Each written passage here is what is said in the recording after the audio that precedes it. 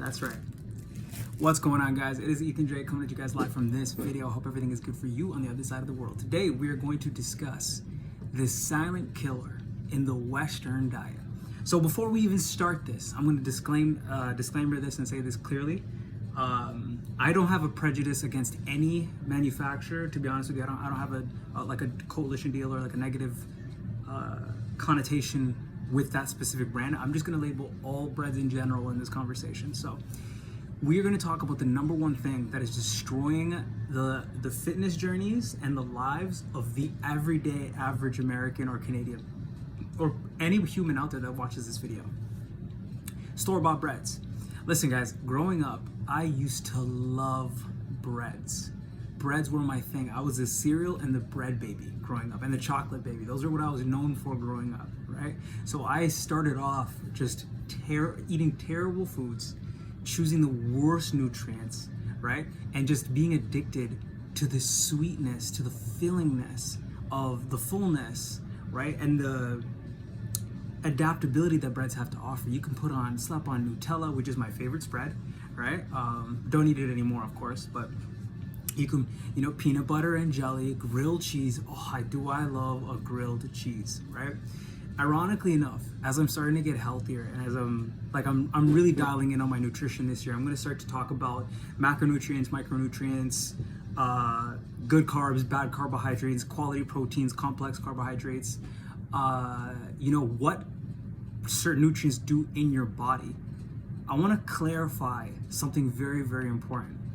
Just because a product has a table of nutrition on the back of it, and it says that it has this, and this thing added to it, doesn't mean that it digests itself properly into your body in the manner where all of that value is taken into your body, right? So that's the trick, the mistake that I made growing up, in my 20s, looking at products and being like, oh, this has, 100% or, 12% or 12 grams of protein, great, right? Or 12% calcium.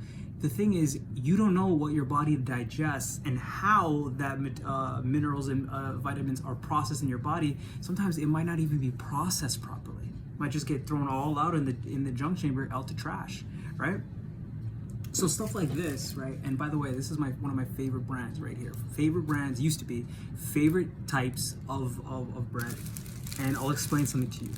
6% of your daily potassium, 6% of your daily calcium, iron, thiamine, riboflavin, niacin, vitamin B6, folate 125%, right? 36% of magnesium, 21% of copper, 15% of selenium, right? 9% of zinc, right? And per 2 slices is 220 calories, right? You're looking at 14% of your daily fiber, 7 grams of protein. Now, I'm gonna put this back.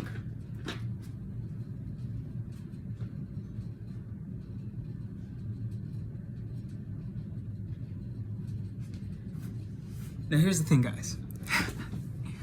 You might see that list and be like, and might have been like me, right? And just want to think, oh, this is actually really good bread. It's super healthy for you. So first off, you want to think about how the bread is manufactured, right? How the bread is made. The second thing you want to think about is, can this item of nutrition, this food item, be processed in my body the same way that these manufacturers are calculating its mineral and caloric value? So is my body going to register this food the same way that my mind reading these minerals are registering this content? And that is maturity, and I'll explain to you why. Nowadays, manufacturers can put on nutritional value to almost anything. They can add calcium, they can add minerals to anything now. But the real question will always be, can your body digest and take in that type of food, right? I'll give you guys a story. So recently, near the end of every year, and this always happens during the time when everyone slows down, we go on our break, I kind of, shut myself off from the world and just take some time to just chill out and relax, right? And while I do, I normally make very bad nutritional decisions. So during this past break, I'm just going to use myself as a space goat. I've probably had 4 rolls of Pillsbury cinnamon rolls, a whole box of cheesecake, a quarter of a cake that I bought for my family. I went out to a fast food spot with a couple of my buddies, and I never do that. Never go out, man. I'm super reluctant on going out to get food. And what I've been noticing, right, is within this, I'm normally at a good 15-14% body fat on an average day. I've ballooned up to around 17 to 18%, and I'm noticing that it's not just those items, those bad nutritional mistakes that are causing me to gain the weight, but it's also during the holidays. I like to ingest your ice creams, right, dairy, and I like to buy bread, right, bread. And bread was that thing. I love making grilled cheeses, right? And my biggest dessert, right, which is actually a limiter for my blood type or my body type's digestive tract, it limits the ability to process this food, but Greek yogurt. Another thing that we are sold as being very beneficial for the body, but the question is can your body process Greek yogurt properly? I would say no. Right? I would say no. I firmly believe, after studying my body so intensely, almond milk, processed cheese, ice cream, the desserts, the bakery foods, these items, they are not processed properly in your body. So what happens is you consume them because of a few reasons, mainly being enjoyment. You enjoy the taste. You enjoy the feeling that you get, the dopamine that you get from this food, just like I do, right? I love my ice cream. I love my Greek yogurt mixed in with milk chocolate chip cookies or chips, right? And then mix in your blueberries, raspberries, bananas, and strawberries. I love that. It's like, and I don't quantity control that either. And what I've noticed is I get very full, very lethargic, very bloated, and I gain weight immensely. So I'm going to do a project for this next start of the year where I'm going to eliminate the things that I'm so used to consuming completely from my diet. And I'm going to see, as I'm also increasing my movement, how rapidly the fat loss starts to deteriorate or accelerate.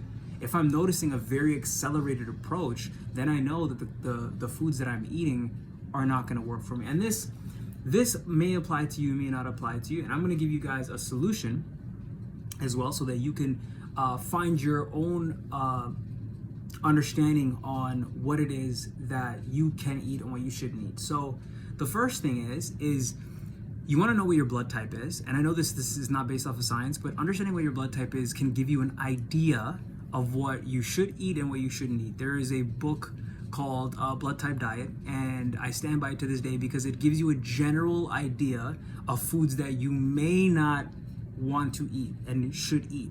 So what you should do is you should start to test by going to the store and buying the foods that are highly not advantageous to eat, and try them out and notice how your body reacts. And then if it validates the teachings in the book, then you should start to pursue a diet that's very focused on the highly advantageous foods, right? So for an example, I'm a blood type O diet, blood type O type, right? That's my blood type. I can't eat dairy and gluten. So based off of this study, right, this report that was done a couple years ago, and then looking at my own analysis, like my own history, like my own study of myself, this is highly accurate. Ice cream, Greek yogurt, dairy, any type of dairy, processed cheese, gluten, most types of grain, I can't eat. And I've always noticed I gain weight right away. It isn't even like a sudden thing. It's almost like an instant inflammation. So knowing this will help you so much on your journey to get in shape. And we can talk about the ideal diet and what is probably recommended for you at best. But I'm going to speak just for the blood type O type individuals out there. From what I've learned, it's advised that you pursue a diet that is very focused on meat predominantly, and then a few sources of vegetables. It's very bland, it's very basic, and unfortunately it does suck, but you can mix and match certain things and you can still have unsweetened, very, very fattened Greek yogurt as an aid as well, but you're gonna have to eliminate the milk chocolates and all the sweets that we're so used to eating. So going back into the main point of this video, you might not realize it, but this one food item alone and the other ones that I've mentioned in this list might be destroying your fitness journey. It's up for you to do the research and find out if it's true or not. With that being said, be blessed. Ethan J, signing out.